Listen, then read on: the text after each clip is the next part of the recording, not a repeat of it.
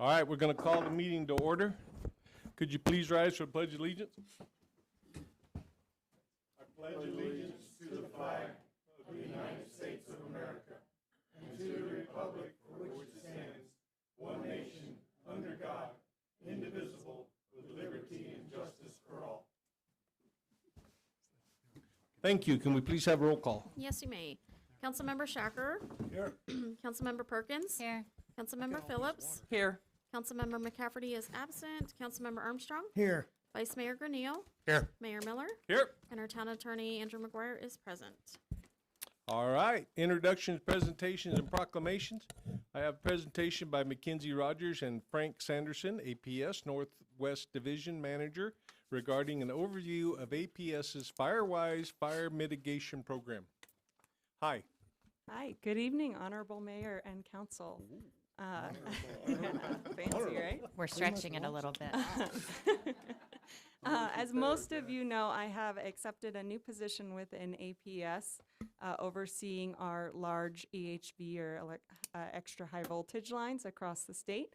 So I brought with me today Frank Sanderson, who is the new Northern Arizona Division Director, and he will be giving us a presentation on what to expect with our upcoming, which looks to be a very active fire season. So, Frank? Thank you, Mackenzie, Honorable Mayor. And my paper says esteemed council, so not only honorable, but esteemed as well. As Mackenzie said, I'm Frank Sanderson. I'm the Northern Division Director for Arizona Public Service. And as May is the Wildfire Community Preparedness Month, I just wanted to update you on some of the things that APS is doing as far as those efforts go. Within APS, reliability and safety are some of our biggest focuses. And, you know, if I had to trade one off for the other, safety is definitely the number one goal there. And as you know, as we move into the fire season, it's important that we, you know, look to all the different things to make sure we're prepared. And we've started about a month ago, and we're well into our fire mitigation preparations. Just a few stats, and forgive me for reading them, but in 2022, we had over 1,200 fires, 145,000 acres that were affected. One out of every three of these fires were close enough to important power lines that serve our citizens, our communities, APS's customers. And so we want to be very prepared to both prevent, to mitigate, and to respond. APS has a very rigid, very comprehensive fire mitigation plan. As far as the prevention, I'm sure many of you are very familiar with vegetation management, and you know, making sure that the vegetation that's around is, you know, cut, is in a safe condition, and is not near any of our infrastructure. We take that same approach with our power lines. And with the things we do, prior to our fire mitigation season, we patrol all of our fire mitigation feeders. Why are you laughing? I'm just kidding. And we do that in a number of different ways. We use helicopters, we use drones now, and we also do foot patrols to make sure that we can identify any infrastructure that is defective or could become defective in the near term. And so also, just like we were talking about the FireWise stuff with your homes, we do the same thing with our infrastructure, whether that be a substation or even as minuscule as a power pole. We have what's called the DSAP program, the Defensible Space Around Poles. We install that on infrastructure that or poles that have devices on them that could cause a spark. We've seen a lot of success from that. From a mitigation standpoint, I don't know how many of you are familiar with the Arizona Wildfire Academy. We did have 30 APS employees attend that over at Embry-Riddle. That is a fantastic way for APS employees that respond to this type of scenario to build the relationships and make sure that we're synced with the other emergency response areas that respond in a scenario like that. Other protocols we have is, especially I think it was last year, the year before, we started, patrolling our lines. If there is a fault and the power goes out, we send our troublemen out, oftentimes at night, on rugged terrain to look at those before we re-energize. And so some of the communities may experience longer than regular outages because of this, because what we're trying to do is make sure before we turn that power on that it is in a safe condition, because you can have an outage, you can walk out, everything looks okay, but at the end of the day we want to verify that everything's good before we turn that back on. And that's one of those things where we're kind of trading reliability for safety, and that's very important. We've done a lot of work in hardening our system. There's several ways we do that. One is with fault indicators, and you might have seen them if there was a fault, or you may see little balls up on the power lines. And what that does is when there is a fault, so that we can get people back on as quickly as possible, they sense the current in the line and they start blinking. And so when our troublemen or our crews go out to fix and find whatever's wrong, it leads them right to it. And so we can isolate the faulted section and bring everybody else online. There's a lot of other what I would call advanced grid technologies that we are deploying and installing on our lines, so that it's a lot easier. It's a push button from the control room rather than an individual actually having to go flip a switch. And so we've done a lot of that to make sure that from a mitigation standpoint, we're not causing any further trouble in a fire scenario. One thing we really encourage, especially our communities, to do is have a power outage or a fire bag, a go bag, with water, candles, possibly some way to heat, and some extra food or communication devices to make sure that, in the unlikely event that you are out of power, you still have things to sustain life to make it until that comes back on. From a response perspective, we have our crews who respond 24/7. Anytime there is a fault, we know about it. We dispatch those crews throughout northern Arizona, but generally speaking here, they would come out of this area to respond. We really want to make sure that the public knows that when power lines come down, they are very, very dangerous. And just because a line is on the ground, oftentimes it will trip or it will de-energize, but sometimes it doesn't. We have a very dry soil here that makes it to where it will limit the current to where the relays don't see it, and I'm getting into stuff that probably doesn't matter. But we really encourage everybody, if you see a down power line, call 911, call in the outage to our customer service, and we will get people to respond as soon as possible. Also, just as a side note, especially if you've done any hunting lately, when the power goes out, keep your refrigerator closed, keep your freezer closed. You want that to stay good, and the only way to do that is by keeping those closed for that period of time as much as you can. With that, we are prepared, and we encourage you guys to communicate with us. If there's something we can do better, please let us know. We're committed to the safety of this community, and we're also committed to providing safe, reliable, and affordable electricity to our customers. And so with that, I'll go ahead and turn it if there's any questions. Any questions over there? Any? I just want to say thank you. APS has been very, very responsive. We had a down line, I'm sure you know of it, by the high school yesterday. You guys have been on top notch. So I just want to say thank you. Thank you very much, and I can't take any of the credit. The two ladies that are sitting back Well, here I deserve know, all of but the you're credit. new, so Thank you I'm very much. teasing. How about over here? You guys got anything? Nope. Yeah, just one. Is Ted's last slide still the guy on the horse? I sure hope so, because he's a heck of a horseman. Thank you very much. Thank you. Thank you. All right, item 3, call the public. Call to the public is an opportunity for the public to address the council on any issue within the jurisdiction of the council that is not on the agenda.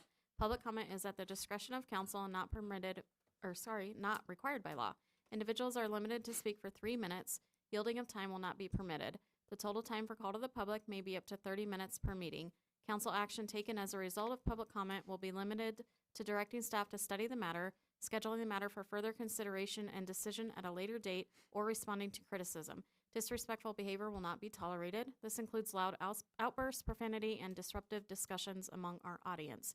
Mayor, I have not received any comment cards. Nobody? Nobody? Anybody want to talk that didn't turn in a card? All right, we're moving on. Current events, summaries, and reports. Status by mayor and council regarding current events. I have nothing. Sherry, you got anything on that? No.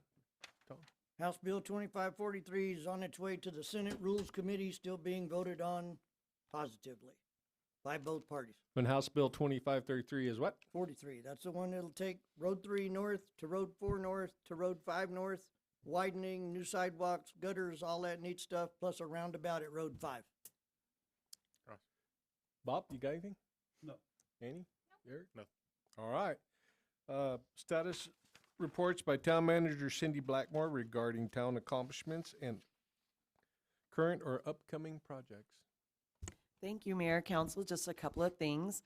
A reminder that our community cleanup, our free dump day, will be held May 5th and May 6th. That's Friday and Saturday from 8 to 5, and it's going to be at Old Home Manor. And also, another reminder, and I'll say this every opportunity I can, our general plan update comment period is still going on. It's going to be open through June 6th. We encourage everyone to get on and make comments and help us make this general plan the best that it can be. Visit makeitchinogeneralplan.com. You can get there through our regular website page to submit your comments. May 1st through 15th is the Bissell Pet Foundation's Spring National Empty the Shelters Reduced Adoption Event at our Chino Valley Animal Shelter. Bissell Foundation partners with Dogtopia and local shelters sponsor reduced adoption fees of $50 or less. So it would be a great time to add a new family member to your family. And last but not least, the clerk's office will begin accepting applications on May 3rd to fill 3 volunteer vacancies on the Roads and Streets Committee. Please contact the clerk's office with any questions. Thank you, Mayor. Thank you, and I want to echo that about getting your comments in on the general plan rewrite. It's very important to get the town growing in the manner that everybody wishes. Consent agenda. Would anybody like to remove an item from the consent agenda? I'd like to remove 5B. 5B.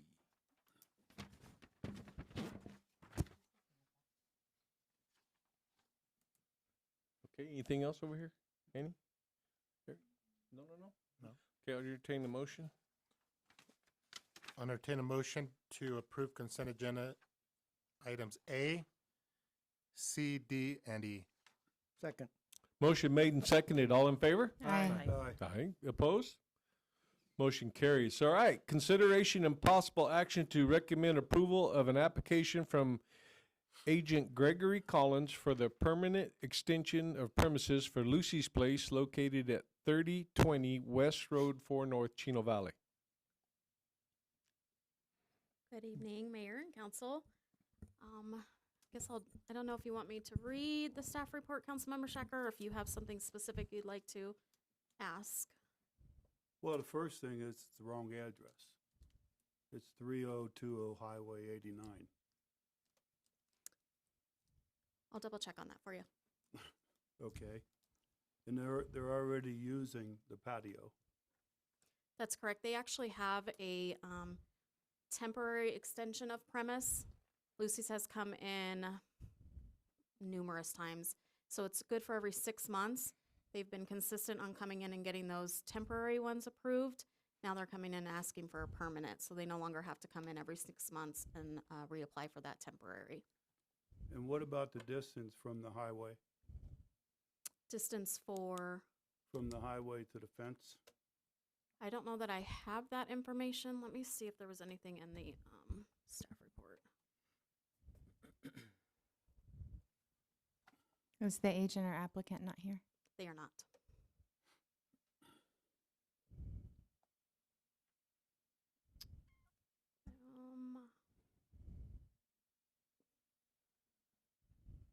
So according to this, let's see, they're gonna have 53 feet of fence. That looks like that's the portion that's along the highway. I don't know how far from the highway it is It's pretty the- close. to the fence line. Is this in the back or the front? The front. Oh, I will let you know that both the police and planning departments did review the application with no comments on this. We did receive comments from the fire department that they would approve it, and then after approval would determine an occupant load upon completion of that approval, if council also approves this as well. All right, that takes care of my next question. Awesome. And then the hours, the business hours, since it's going to be outside? This, that's not part of the liquor license application information. That's not a requirement. They're just requesting to get a permanent extension of patio. So they've already applied through the Department of Liquor Control. They've submitted their application. It then needs to come back to the local board in order for the local board to approve first, and then we'll go back to Department of Liquor. So hours of operation is not something that the Department of Liquor controls over that. Okay. But if that is something that we can. Sure. You can make a recommendation back to the Department of Liquor Control. Because I did canvass the area, and there's loud noise from like 8 to 9 o'clock, and people can't have their windows open. And this is from the back patio. Okay. That was permitted. I can also, I think Will is probably here tonight. That would be a code enforcement maybe issue as well. We'll make sure that they get on that. Okay. But yes. so what are we doing? I From just here. had questions Okay, before I voted for it. all right. So we can go ahead with the motion. You're satisfied? My questions got answered? Okay, cool. Anybody, you have any questions? All right, Eric. entertain a Mr. mo- Mayor? Right here. Oh, there you are. hi. Hi. I would like to incorporate the recommendation that have fire determine occupancy. Okay. Is that part of the was that a request by the fire department to put in with the motion? They're going to do that Regardless. if approval. Cool. Yes. Thank you. Yeah, you. Motion. Okay. I'd like to entertain a motion to approve item 5B. Consideration and possible action to recommend approval of an application for Agent Gregory Collins for a permanent extension of premises for Lucy's Place located at 3020 Highway, That's the wrong address. It's Or- 89, It's North Highway 89. North Yeah. Highway 89 in Chino Valley. Second. Okay, motion made and seconded. All in favor? Aye. Aye. Opposed? Motion carries. All right, on to action items. Item 6A, consideration and possible action to award construction of FY 2023 street improvements to CLM Earth Movers LLC in the amount of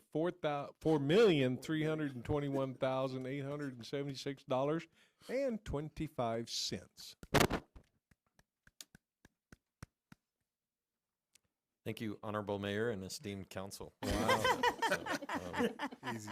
it fits. Now we've Um, started a precedent. Yes, we have. Do we, We've been called can I get worse. some help with the all the PowerPoint slides I'm going to present for this? So. Thank you. We advertised for sealed bids for the FY23 street improvements. The scope of work is shown on the map, or the streets outlined in red. Starting on the top left, we have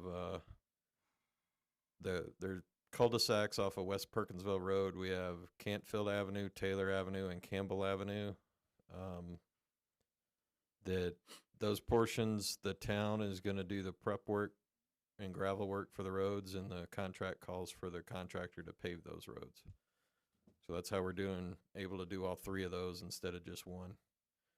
Then you move down to the bottom right of the map, and the East Road 1 South runs from Highway 89 to 1 East. That's a road reconstruction as well. The contractor's going to do the entire reconstruction. And then on Road 1 East, from just north of Center Street, which is Fletcher Court, down to 3 South, it's going to be a complete rebuild along with sewer line extension underneath the road. So those are the areas of the project. We got 3 bids from area contractors, and the low bid is CLM Earth Movers LLC at $4,321,876.25. All the bids and math worked, and we're recommending awarding the bid to the low bidder, CLM Earthworks LLC. Okay, question? Frank, you want to explain where the money's coming from? The money is coming from a couple different capital budgets that were approved for FY23. $2 million for road improvements for the 1 East and 3 South. $500,000 was called local roads in the budget, and then approximately $2 million was budgeted for the sewer improvements out of the sewer capital improvement fund. So the approved budget was about 4.5 million for this, so we're within budget. Good. Questions on this side? Have we used CLM before? Mm-hmm. We may have. I haven't personally worked with them, but if you ever went through the new roundabout at Pioneer Parkway, that's their most recent project. Got it. Thank you. And the paving sub on that is, they're a major sub, is Asphalt Paving and Supply will be doing the paving, and they've done plenty of work for us. So I think they've got maybe some traffic control and other subs that are more of a minor role. But okay. They'll do the dirt work and the sewer work in-house and then sub out the paving.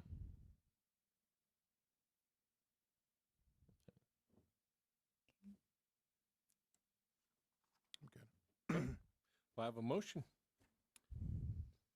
I'd like to entertain a motion to approve item 6A, award the construction of FY 2023 street improvements to CLM Earth Movers LLC in the amount of $4,321,876.25. Second. Motion made and seconded. All in favor? Aye. Any opposed? Motion carries. Item 6B, consideration and possible action to approve a conditional use permit located at the northeast corner of Road 1 West and 1 South.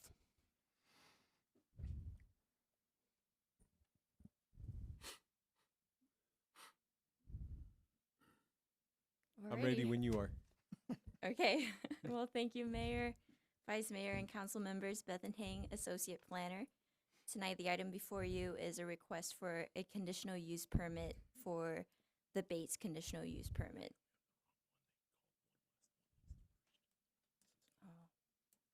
That's the wrong one. Whoops. Okay. Yep, it's on there. Oh, okay. My apologies.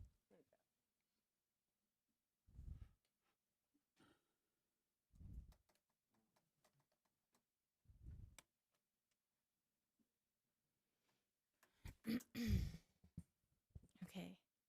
My apologies, getting a little excited here. Okay, so this is the correct case. So thank you, Mayor, Vice Mayor, and council members. Beth and Hang, Associate Planner.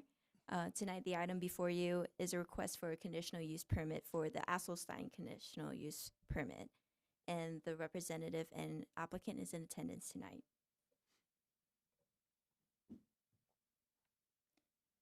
Now, the roughly 0.8 acre subject property is located at the northeast corner of West Road 1 South and South Road 1 West. The Chino Valley storage is located to the north of the site, with the Whispering Winds apartment in Serenity Court to the east of the site.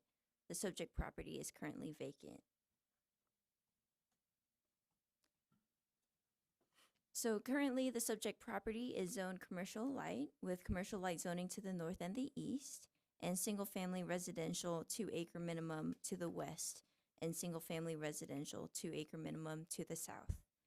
Now, the applicant is requesting a conditional use permit for the land use of a single-family residence, and in the town's UDO, a single-family residence is listed as a conditional use.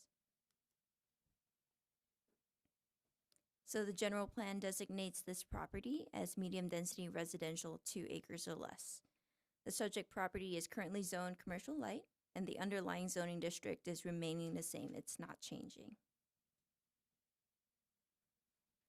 And with that, Planning and Zoning Commission forward to the Town Council a recommendation of approval for a conditional use permit.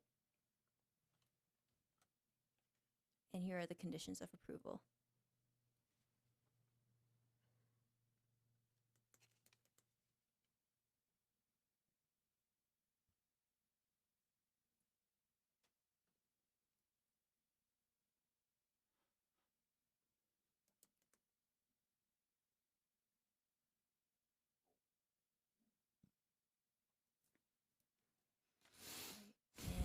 And at this time, I'll open it up for questions and discussion.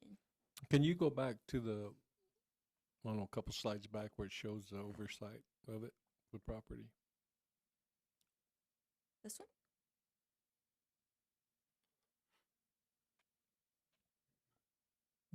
I read in that they're saying that they're wanting them to use septic when sewer's right there.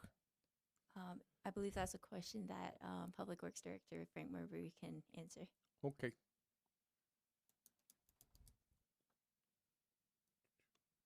Frank? Don't sit back there. We're going to get you.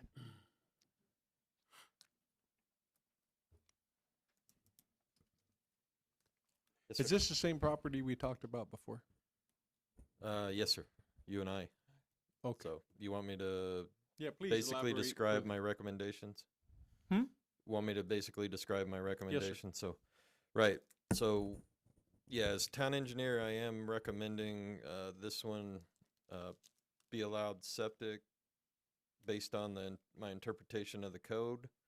So the code I relied on is Chapter 51, Section 155, Paragraph B, that states a new development containing one or more lots shall connect to the sanitary sewer except for a single lot greater than or equal to 1 acre may be permitted to install a septic tank system if the sanitary sewer is not available at the property line. So we're counting this lot as an acre because of the right-of-way dedication. If you include the right-of-way dedication in it, it's an acre lot. So that's for the septic. There is a condition in the paragraph before that talking about if properties are already served by an existing septic tank, if it's a non-residential property within 300 feet, they need to connect. Why that's important is sewer is approximately 250 feet away from the property line of this property. So, but that specific paragraph was dealing with existing septic tanks and non-residential properties. This property is a little odd in my opinion because I'm Public Works and not Planning and Zoning, because it's commercially zoned, but they're applying for a residential use. So if the code was to extend sewer to this property, they would extend the 250 feet to the property line. And then the additional, because the code says once you get to your property, you extend to the farthest point of your property, they should also extend down to Road 1 South. So that is an additional 270, I think 3 or 5 feet on top of the 250. So that would be my recommendation if the sewer is extended, that it go all the way down to the end of the property for another section of the code. So, but that's why I was recommending septic on this, because it deals with that particular paragraph. I Thank have you. a question. Go ahead, sir. So if you go down to section C of what you read, if a land split or other division of land creates one or more lots less than 1 acre, such lots shall connect to the sanitary sewer system. Correct. So we have less than an acre. We have less than 300 feet. The ordinance calls that they get hooked up to services. Right. And, right, there's been a policy established that this lot was originally 1 acre when it was to the center of the road. And the right-of-way dedication took that to less than an acre. So that, if council wants to consider that. So there is also another lot next to that. Are we going to be going through the same thing when that gets sold? I would have to look at that dimensions of that lot because I'm an engineer and don't want to give you a definite answer without looking at it. But Okay. it'd be similar, it'd be the same exercise. Because I got 3 pages here that says it has to hook up Okay, to the sewer or water because it's under 300 feet. And that's out of the code number that you cited when you started.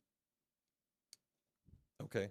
If I'm misinterpreting something, then maybe I'm misinterpreting it, but I was trying to look at the specific paragraph of the code that addressed new construction. That's what I got.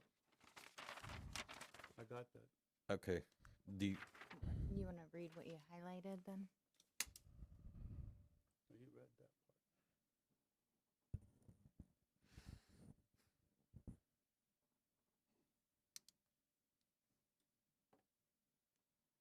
But this is not a land split, right? Went from an acre down to parcels.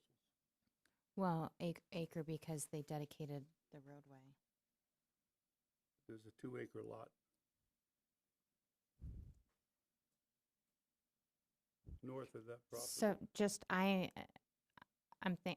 thinking along the same lines that, okay, if we put in septic here, that stops movement of the sewer line heading south. Right, There's no motivation at that point right. forward. I don't know if they're asking to split this lot. Right, separate. Okay, Separate. My concern is if we recommend septic for that instead of hooking up to sewer, that creates a dead end for the sewer line. sure. And it's, Do you understand where I'm coming Right. from? and these are my recommendations, so correct me if I'm wrong, but council can make stipulations on a CUP. I don't know where that authority lies, but it's above my pay grade. And we're volunteers. We get paid. Sometimes people just need a reminder.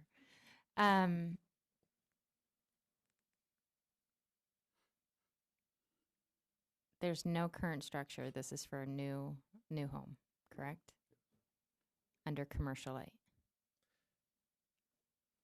What Right. what was your reasoning for not enforcing the sewer line was because of the length that they would have to run it to the Because, southwest corner? in 155B1, it is the property line. Well, there's a bunch of 155A, I did not interpret 155A because in my opinion, 155A talked about a developed property served by an existing septic tank.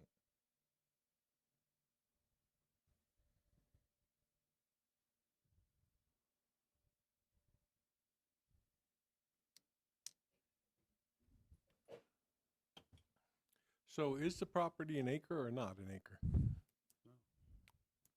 The parcel. We're talking about gotta a take that into parcel. consideration. It's 8 point something. Point 8. The what the easement is. actual property is 0.8 acres. So it's not an acre? It's not an acre unless you consider the right-of-way that has been dedicated. When that property was originally split, it was an acre. So the entitlements for that were for an acre until they gave right-of-way to the town. That's why we You did got not some- want to reduce the entitlements for that lot for right-of-way dedication. Annie, you done for a minute? Mm-hmm. I'm looking at this, a conditional use permit for a single-family residence, South Road 1 West, and it just went away on the screen. That's okay. It's back now. It's back now. Oh, was there? And here is commercial zoning, and somewhere out of the blue, I guess he owns the property, decided, well, I just want to put a house on it. Is that correct? No? I'm thinking the owner's sitting behind you, and he's the one shaking his Yeah, head no. that's, I'm not a land use guy, so. Gotcha, understand. I'd like to see what the applicant Okay. says to that if we can. Let's see, Sherry, you got any questions for him? Any more questions for staff at all? Annie? No. No. All right, Yeah. thank Right. you. Thank you. So can the owner or the applicant please come up?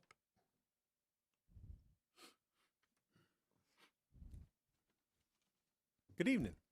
Good evening. I'm Tristan Asselstein. I'm representing the applicant Curtis Asselstein, who is my project manager for the purpose of building a residential house on this property. Okay. We do not own the property.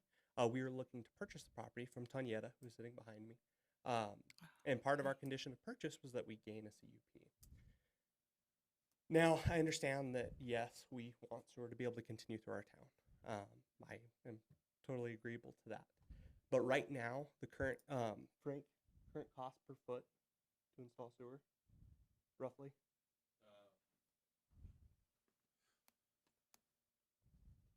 All I can speak to is what the town is paying for sewer right now, and it's a larger line, but the 18-inch sewer that we put on 1 East is approximately $343 a foot without the asphalt patchback on the bids we just awarded.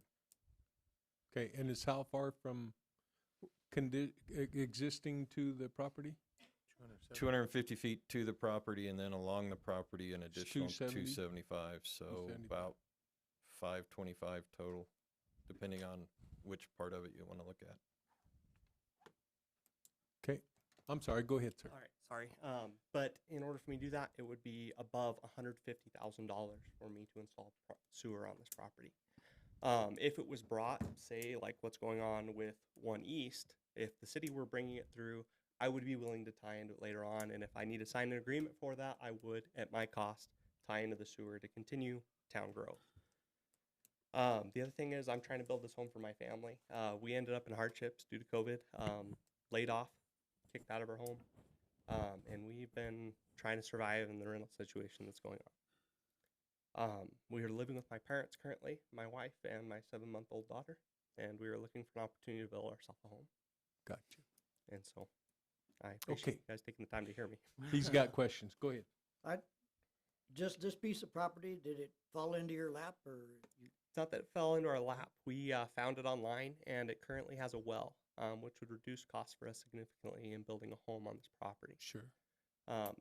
As well as being on flat property, it wouldn't require a large amount of excavation to build a home here, and it's within our needs. Okay, and planning and zoning, I'm guessing, sent this on with a recommendation to go ahead with a CUP because it's allowable under the current code? Yes, sir. Okay, thank you. You got anything? Nope. Okay, how about down here? You guys got anything? Any? I definitely appreciate you saying you're willing to put that in, that you would tie in when the town runs water down. I really, really appreciate that. I think that eases some concerns I have. And I'm also grateful for the proposed dedication for that road to make that wider, that corner. So my questions are answered. I'm good. Okay. Thank you. Bob? I think we should follow the ordinance that we have. Okay. It's under the 300 feet. And that's what's down here on paper. Eric, you got anything for him? No, I'm good. Okay, sir, thank you very much. Thank you. Frank, I have one more question for you, buddy. Yeah, me too. Yeah, me too. Sure. If we were to allow the septic and he was to sign a paper that said he would hook up to sewer if sewer comes available close to his property, is that binding to the property, or if he sells the property, does that go away? Can I look at our attorney for that? I think it'd be attached to the CUP. Will's back there shaking his head. Mr. Mayor, members of the council, if we want to have an agreement like that, we would record it and have it run with the land. because it's likely that there is going to be a long gap in time between the two, particularly because it would require abandonment of a septic that will be new. So it's likely that we would need to record it to ensure its enforcement. Okay. Who had a question next? Was you, Annie? Yeah. Frank, the property to the east, is that on septic currently? The Mhm. first one to the east, I Mhm. am not positive, but I think it's on septic if there's a structure there. It is. And is that less than 1 acre? I would No? have to I'm just concerned with the, look at no, it. I know this is not my job because it's not my yeah, the- property, but where the current well is, Right. where the septic is going. I know, I see that. I can tell you what the current state code calls for. 100 feet. No, the current state code calls, if you have a well and septic on a property, you're supposed to have at least an acre. And the reason we include the right-of-way is typically when properties are zoned SR1 and wind up with dedication less than an acre, that way they keep the entitlements of single-family residential 1 acre minimum. We've got several properties around town like that. This one's just a little, yes. I was going to ask, that's commonplace to say they're an acre when they're not an acre? I don't know how common it is, but it happens here in town, especially like on 1 east and 1 south. I believe there's a subdivision over there where the original subdivision was platted to the middle of the road.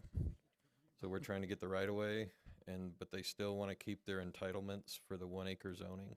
Okay, go ahead. Tom. Is where why we've got that policy. Sorry. Oh, I'm sorry.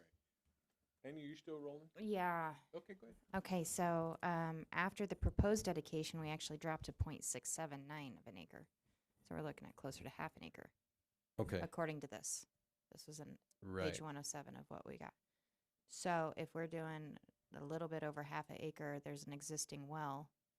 We can't do a septic. Yeah, that would. I generally don't try to get into that. Okay. Who would Because be the that's person to talk to about the that? state or the county delegated by the state for the permit It's of the actually septic system. 0.71 through the assessor, so if we add the easement on there to an acre, which we're allowed to do that, Drew? Mr. Mayor, members of the council, this is kind of a remnant of the way that lots are platted initially. When you measure to the middle of the right of way, and then you build acre lots off of that measurement, anytime you take the right of way out, you're going to net out to less than an acre. Okay. And so the town has historically treated those as acre lots so that the dedications required for the roads don't destroy their ability to have 1 acre lots. But the town's zoning interpretation in terms of what is permittable on a lot, or in this case, the code interpretation on the sewer, has nothing to do with what the county can permit. So we won't be able to make a determination on whether or not the county is going to, with the final size of lot, allow a septic and a well in the same lot. Understand. Yeah. Well, for the septic permit, right? In the earlier part of your presentation, you mentioned something was at the discretion of the town engineer.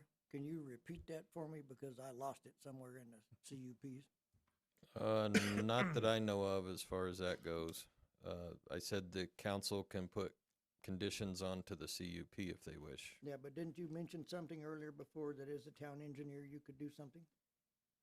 I think you said as your recommendation was. Yeah, I made recommendations from the code, but I don't think, other than the policy that the attorney just described about the 1 acre, Okay. might have been it.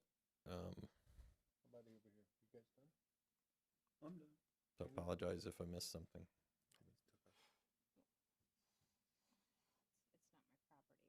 right? But You can talk in the microphone, girl.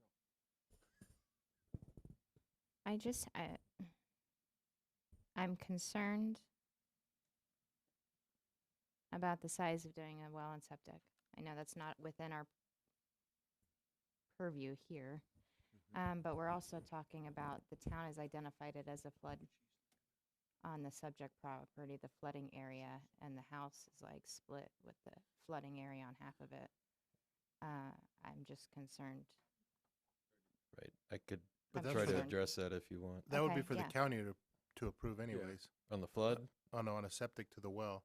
Yeah, that's On- county. That's, On the septic, the county would approve that, but as far as the structure goes, that's under my domain as town floodplain administrator.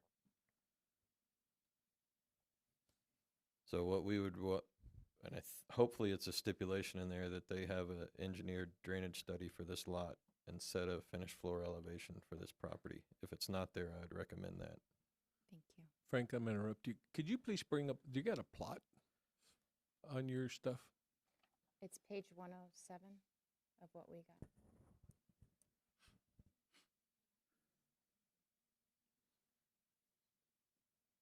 Is everyone in agreement with that of adding Frank's recommendation?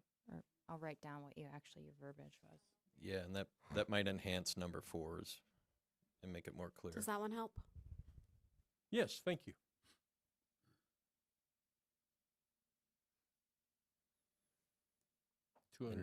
And just so we're clear, the shaded area that shows the potential sheet flow floodplain, it's different than a FEMA floodplain. But it's still a special flood hazard area. These are based on planning studies that the town commissioned. And that once an engineer gets to the actual study of the lot, they may have more accurate information that may change the boundaries of that floodplain. So the house could actually be more in or less in based on a lower level study that's, because I always say these studies are kind of at a 30,000 foot level. And they just tell us they need to look closer when they build the house. So that's what we're trying to recommend there, that they need to have an engineer study that. Applicants us a aware good- of that? Yeah, that's what number 4 was intending, but if you want to add on there and set a finished floor elevation based on the flood data they find, that would just enhance that stipulation. All right, anything else? Okay, I'm gonna open this up. Thank you, Frank. I'm gonna open this up for public hearing. Is there anybody that would have a comment on this that hadn't spoken? Oh, go ahead. Come on up. Come on. So when it comes to the sheet flow, we actually live on the same block. That's where my parents live, and we're living with them currently. And that sheet flow does run through their entire property. The property has been built up, and we plan to do the same once our engineer recommends the height. We plan to get our septic fully permitted through the county and stay within code and regulations within that as well. The county, we also recently did an extension onto my parents' house for my grandparents, and they allowed a septic leach line to be within that sheet flood zone. So that's the previous precedent there. And we'll do everything else to code and permitting as required. Okay, thank you. Any other public comments? Okay, we're gonna close public hearing, and we're to the point of entertaining a motion. okay, I'd like to make a motion for item 6B. Approve a conditional use permit located at the northeast corner of Road 1 West and Road 1 South, Stipulations? with the stipulations of Set finished floor at a set finished floor elevation elevation per for line item 4. Grading plan and drainage report. line item 4. The owner shall provide a grading plan and drainage report prior to permitting, And what about the sewer? and attach also to record on the title to hook up to town sewer when available. Mr. Mayor and council, I think we also need to include all the other stipulations as stated in the staff report as well as the amendment to number 4. So, you wanna start over? So we're Yes. gonna, Scratch. we need to, do we have a Pause for a second. Yeah, pause for a second, let me find it. amend the motion? So we need to go through all 1 through 7 and add 8. 1 Amend through 4 7 and as add Amend stated. 4 and add 8. as stated in staff report. Wow, that's a good one. I'm watching the attorney because he's looking a little confused at us right now. He's always confused. Yeah, I know, but he doesn't have Mike behind him up there on the screen, so what can we do? Mr. Mayor, if I'm understanding it correctly, I believe that it is a motion to approve with the stipulations, amending stipulation 4 to include a finished floor elevation, and adding stipulation 8, which is an agreement by the property owner to connect to sewer when available and abandon septic at that time to be recorded against the property. So moved. Good, Eric. Just so moved. moved. Take it. So moved. Thank you. Is there a second? Second. All right, motion been made and seconded. All in favor? Aye. Aye. Opposed? No. Okay. Motion carries. 1 nay. Thanks, Andrew. Okay, consideration possible action to approve a conditional use permit located at 700 West Road 5.5 North. Alrighty. Hi. Thank you, Mayor, Vice Mayor, council members, Beth Hang, Associate Planner. This item before you is a request for a conditional use permit for the Bates conditional use permit. The representative is in attendance tonight.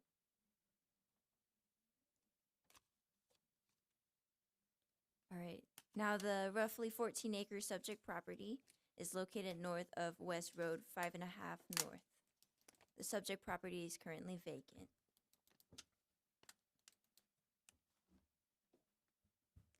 So currently, the subject property is zoned commercial light with commercial light zoning to the north, single-family residential 2-acre minimum to the west and east, and multiple-family residential and mobile home park to the south, which is the Del Rio Springs PAD.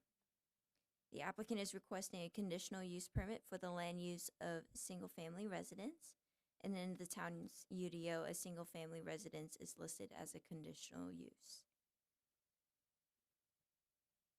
Now, general plan designates this property as commercial multifamily residential. The property is currently zoned commercial light. The underlying zoning district is remaining the same and it's not being changed. So with that, Planning and Zoning Commission forward to Town Council a recommendation of approval. And here are the conditions of approval, and I'll open it to questions and discussion.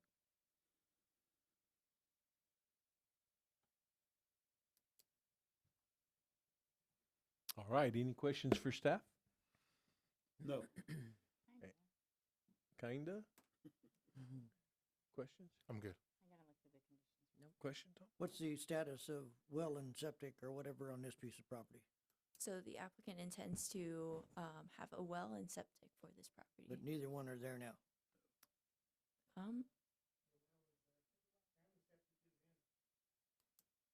So it is there. Okay. Thank you. I think.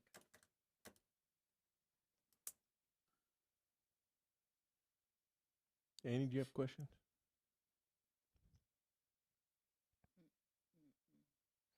I'm sorry? Wait. Give her time, Jack. Okay. No, no, no. All right, does anybody like to talk to the applicant? Have questions for the applicant? Yeah. Yes, you do? Is that the applicant here? Yeah. Can applicant A or B come Hi. up, please? Come on up. A or B or both? Or both? Who's got the question? I have the question. Is this a new property that you purchased? Or Is it what? Is this a new property that you purchased? You've, No. you've owned this property? It's an inherited property. Okay. Okay. We're just making it residential. Excuse me? This is just for conditional use permit to make it residential, not changing the underlying.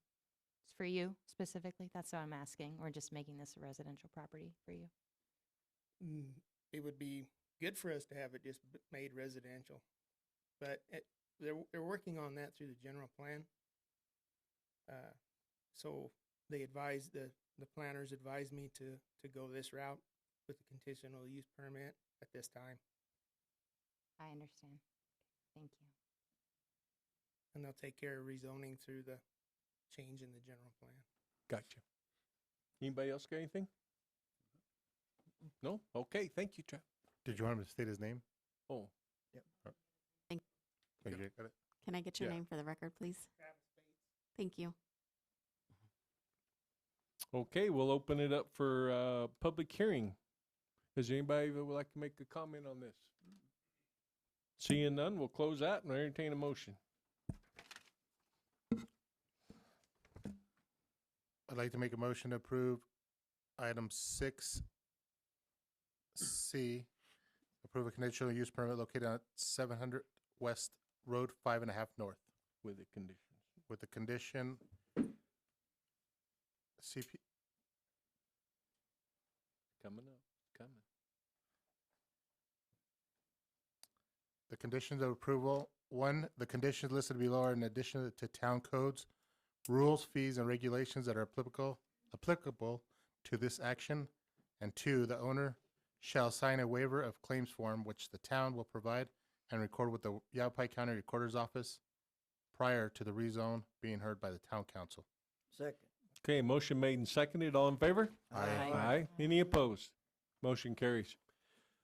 Item D, consideration possible act to approve ordinance number 2023-932, amending a section 4.5 of the UDO, revising the flag lot provision to allow for flag lots with shared access under certain conditions. Hello. Hey. Hi. Good evening, Mayor, Vice Mayor, members of council. Will Dingy, Assistant Director here with the town of Chino Valley. As read, this is a text amendment request to modify the town's unified development ordinance pertaining to flag lots and shared access.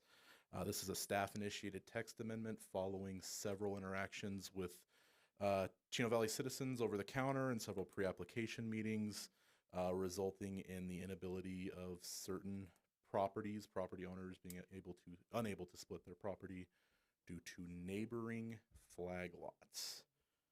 So, before we get into it too much, wanted to just give a brief overview of what a flag lot is. Flag lot is a parcel of land created through a land split process or a minor land division. It is not created through a subdivision per town code. It consists primarily of two parts, one being the flag, which is your buildable lot area. That's where you would place your house or any other structure.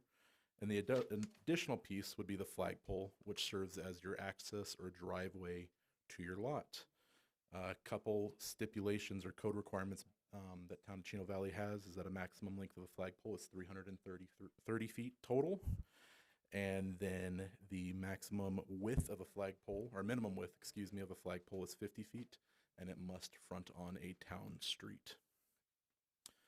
In addition to that, town code regulates the sequential development of flagpoles and that there is a minimum separation requirement between them. So currently town code would state that if you have an SR1 zone property, 1 acre minimum or greater, there's a minimum of 100 feet between flagpoles. With AR5, agricultural residential 4 or 5, there's a minimum of 200-foot separation. And it is important to note that flag lots can only be created in 1 acre lots or larger for zoning. So you won't see these in the SF12 or the SF24. So the scenario that staff has encountered with multiple citizens throughout the last couple years is laid out before you here via neighbor 1 and neighbor 2. Neighbor 1 will say 20 years ago split their property and placed their flagpole at their northern property line, which is directly adjacent to neighbor 2's southern property line. Now it's April 25th. Neighbor 2 wants to come in and subdivide their property. They have 5 acres total. It is currently zoned SR 2.5, so they are entitled to 2.5 acre minimum lots. They want to come in and divide with a flag lot. Our current code says since your neighbor 1 put their flag lot at their north property line, directly adjacent to your south, neighbor 2 must put their flag lot at their northern property line. Great. However, neighbor 2 has constructed a barn or a house off of their northern property line in accordance with setbacks, and they no longer have enough room to place a flag lot or flag pole at their north property line. So staff is unfortunately held by code to say you can no longer place it on the south property line due to your neighbor's placement, and you can't place it on your north, so you're unfortunately unable to subdivide your property through a land split. So the solution that staff is proposing is fairly straightforward. We're proposing that code be amended to allow for adjacent flagpoles with 3 conditions. 1, that there's no more than 2 adjacent flagpoles. 2, each flagpole will have to be a minimum of 25 feet in width, totaling a minimum between the two of 50 feet minimum, satisfying code requirements. And 3, that there's a 50-foot minimum shared access agreement that is recorded or reflected on the land split application itself between the 2 parcels. So with that, Planning and Zoning did hear this item on March 7th. They did forward a recommendation of 7-0 of approval to Town Council. So the recommendations for this evening is to hold a public hearing and then have Council approve text amendment TA 2023-01. I'll go ahead and open it up for questions and discussion. And I will Questions? go ahead and bring up the language if there's any specific questions. The bulk of the change is going to be handled in letter B here. Mm-hmm. And then the other blue you'll see is just a lot of housekeeping that came from Andrew's house. Okay, go ahead. So I have a question sure. on the beginning lots, if they are within 300 feet of sewer and water hookup. Okay. Okay.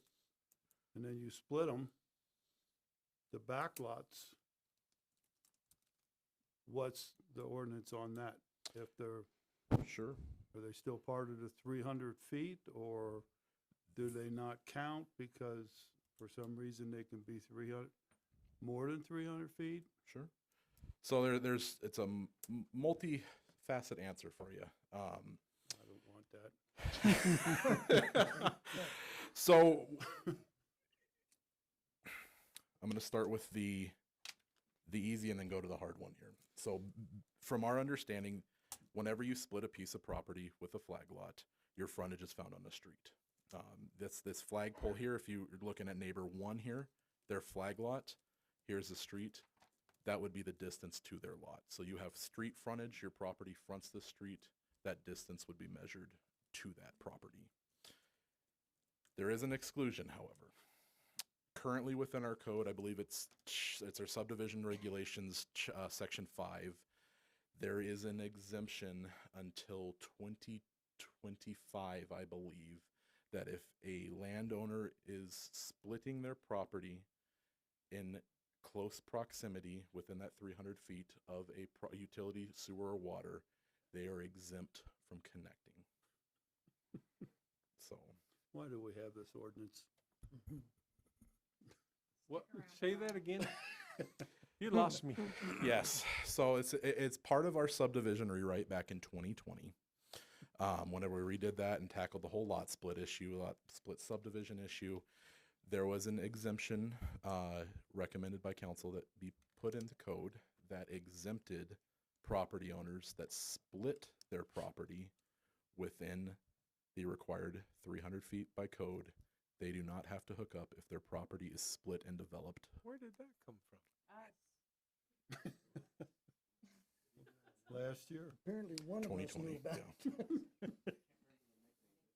Sally B. Sally B. exempt. Yes. Yes. Thank you. Here, may I? Yes. Okay. So, we created this not so that it wouldn't punish neighbor 2. If neighbor 2, the back end, they want to split that off and sell that 2.5 acres, that means that this person would have to connect to the mainline sewer. So we put that in there to protect Sally B. That was the nickname of the fake property owner, was Sally B. So that provision was put in there to protect them from having to connect to the sewer. See, I don't look at it as being punished. I look at it as following the ordinance. Chicken egg? Pardon me? I said chicken egg? Chicken egg. Yep, yeah, what came Oh. first, the Came chicken or the egg? I get my eggs at the store. How's your back, Will? It's better. Good. Just thought I'd ask him that while he was standing there. Okay, Any questions for Will? More. Bob, are you done? Oh, I'm done. Thank you. Annie? I'm good. Eric? I'm good. And you guys already said no. I'm done. All right. Open up a public hearing if anybody has comments on this. Seeing none, we'll close the public hearing and we'll entertain a motion. I'd like to make a motion to approve item 6D, approve ordinance 2023-932, amending section 4.5 of the UDO, revising the flag lot provisions to allow for flag lots with shared access under certain conditions. Second. Motion made and seconded. All in favor? Aye. Opposed? No. Motion carries with one nay. Sherry?